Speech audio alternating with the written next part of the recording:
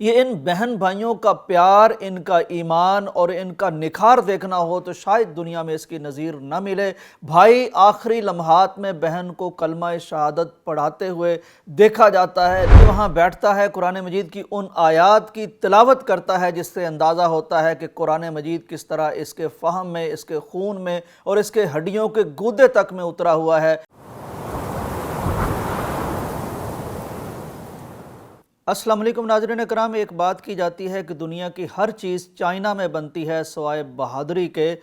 جو صرف فلسطین میں بنتی ہے، فلسطین میں ڈھلتی ہے، فلسطین میں دکھائی دیتی ہے۔ اسرائیل کی موجودہ جارحیت کے بعد فلسطین سے ایسے ایسے مظاہر سامنے آئے ہیں کہ جن کو دیکھ کر عقل دنگ رہ جاتی ہے اور آدمی یہ کہنے پر مجبور ہو جاتا ہے کہ آج جیسا ایمان، جیسا ایقان، جیسی استقامت اور جیسی مقاومت اسرائیل کے خلاف فلسطینیوں میں دکھائی دیتی ہے، دنیا اس کی نظیر لانے سے قاصر ہے۔ ایک ایسا ویڈیو کلپ بھی سامنے آیا ہے جس میں ایک شاید کسی ہسپتال کا منظر ہے۔ ویسے تو غزہ میں ہر گھر ہسپتال بن چکا ہے، ہر گھر شہیدوں کا گھر ہے، ہر گھر یتیموں کا گھر ہے، ہر گھر حافظوں کا گھر بھی ہے اور ہر گھر زخمیوں کا گھر بھی ہے۔ اس ویڈیو میں دیکھا جا سکتا ہے کہ دو ننھے منھے بہن بھائی ہیں، جن میں سے بہن شاید اس کو اتنا زخم لگا ہے، خون آلود اس کی پوشاک ہے، اس کا لباس ہے، زخم چہرہ اس کا دکھائی دیتا ہے، اور بھائی ساتھ اس کے آخری وقت میں موجود ہے۔ یہ ان بہن بھائیوں کا پیار، ان کا ایمان اور ان کا نکھار دیکھنا ہو تو شاید دنیا میں اس کی نظیر نہ ملے۔ بھائی آخری لمحات میں بہن کو کلمہ شہادت پڑھاتے ہوئے دیکھا جاتا ہے۔ دنیا کی کوئی اور قوم، دنیا کی کوئی اور نسل اور مسلمانوں کا کوئی اور گھرانہ ایسی نظیر پیش کرنے سے قاصر ہے۔ بڑوں کے ہاتھ پاؤں پھول جاتے ہیں ذرا سا کانٹا بھی چبھ جائے تو یہ مثال صرف فلسطینی پیش کر سکتے ہیں کہ آخری وقت میں چھوٹی عمر کے بہن بھائیوں میں سے بھائی اپنی بہن کو کلمہ پڑھا رہا ہو۔ ایک اور ویڈیو فلسطین سے سامنے آئی ہے جس میں ایک بچے کو 7-8 سال عمر ہوگی، کم سنی کی عمر ہے، کم علمی کی عمر ہے، لیکن قربان جائیے اس بچے کے ایمان پر، اس کے تلاوت قرآن پر، اس کے فہم قرآن پر کہ ایک ایسی جگہ پر بیٹھ کر جہاں محلوں کے محلے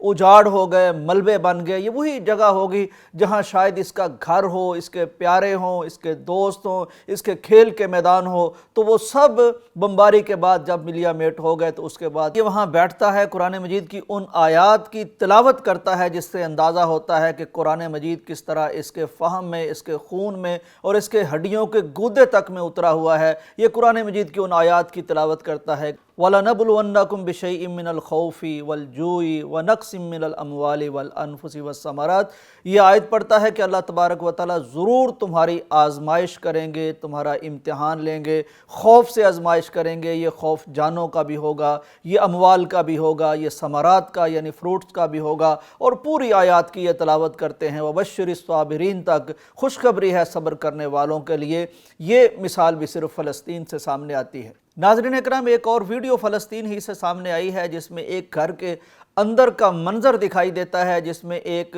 فیملی کے سربراہ ہیں، والد صاحب ہوں گے، وہ اپنی فیملی کو لے کر بیٹھے ہیں، جس میں بچے ہیں، جس میں خواتین ہیں۔ باہر بمباری کا شور سنا جاتا ہے اور زمین لرز رہی ہے، دل دہر رہے ہیں۔ ایسے میں یہ ان کے خلاف کیا تیاری کر رہے ہیں؟ یہ اپنے گھر والوں کو کلمہ پڑھا رہے ہیں، باجماعت بچوں کو کلمہ پڑھا رہے ہیں، کلمہ شہادت کی تلقین کر رہے ہیں۔ ظاہر ان کا خیال ہے کہ یہ جو بمباری جاری ہے، یہ ارد گرد جو بم گر رہے ہیں، تباہی گر رہی ہے، موت گر رہی ہے، ان میں سے کوئی بم ہمارے گھر پر بھی آ کے گر سکتا ہے اور کسی وقت بھی ہم سب یا ہم میں سے کچھ لوگ، ہمارے کچھ عزیز اور پیارے لقمہ اجل بن سکتے ہیں۔ چنانچہ اس کی تیاری کے لیے یہ والد کیسے ذوق و شوق سے، کیسی ہمت سے، کیسی استقامت سے اور کیسی کرامت سے اپنے گھر والوں کو کلمہ شہادت کی تلقین کر رہا ہے۔ ناظرین اکرام، ایک طرف یہ ایمان ہے جو اہل فلسطین کا ایمان ہے، جو اہل غزہ کا ایمان ہے، اور دوسری طرف وہ تمام مسلمان ہیں